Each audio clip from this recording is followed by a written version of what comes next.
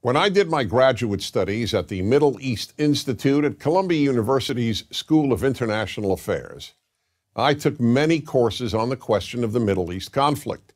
Semester after semester, we studied the Middle East conflict as if it was the most complex conflict in the world, when in fact, it is probably the easiest conflict in the world to explain. It may be the hardest to solve, but it is the easiest to explain. In a nutshell, it's this.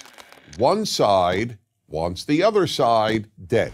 Israel wants to exist as a Jewish state and to live in peace. Israel also recognizes the right of Palestinians to have their own state and to live in peace. The problem, however, is that most Palestinians and many other Muslims and Arabs do not recognize the right of the Jewish state of Israel to exist. This has been true since 1947, when the United Nations voted to divide the land called Palestine into a Jewish state and an Arab state. The Jews accepted the United Nations partition, but no Arab or any other Muslim country accepted it.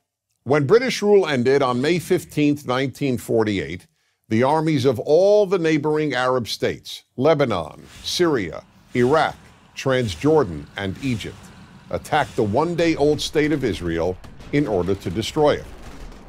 But to the world's surprise, the little Jewish state survived. Then it happened again. In 1967, the dictator of Egypt, Gamal Abdel Nasser, announced his plan, in his words, to destroy Israel. He placed Egyptian troops on Israel's border, and armies of surrounding Arab countries were also mobilized to attack. However, Israel preemptively attacked Egypt and Syria. Israel did not attack Jordan and begged Jordan's king not to join the war. But he did. And only because of that did Israel take control of Jordanian land, specifically the West Bank of the Jordan River.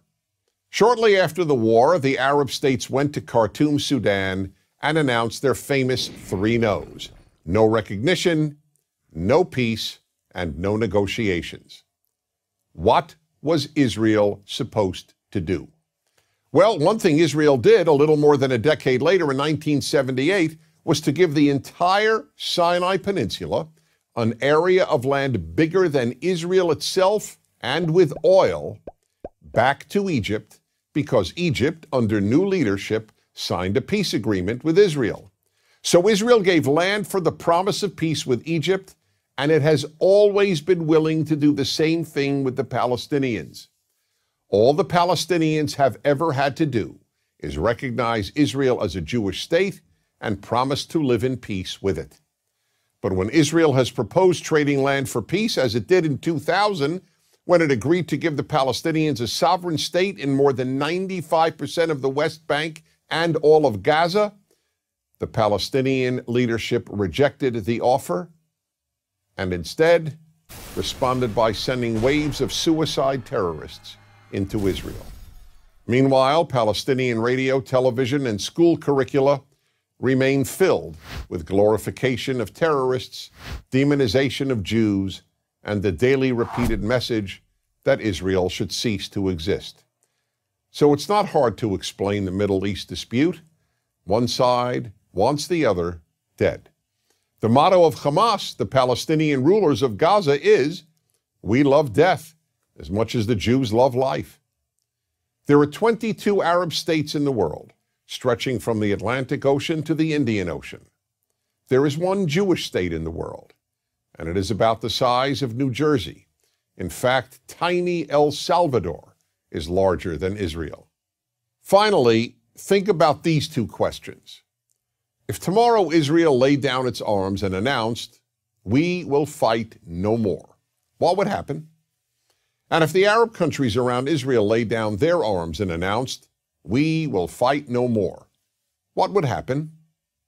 In the first case, there would be an immediate destruction of the state of Israel and mass murder of its Jewish population. In the second case, there would be peace the next day. As I said at the outset, it is a simple problem to describe. One side wants the other dead. And if it didn't, there would be peace. Please remember this.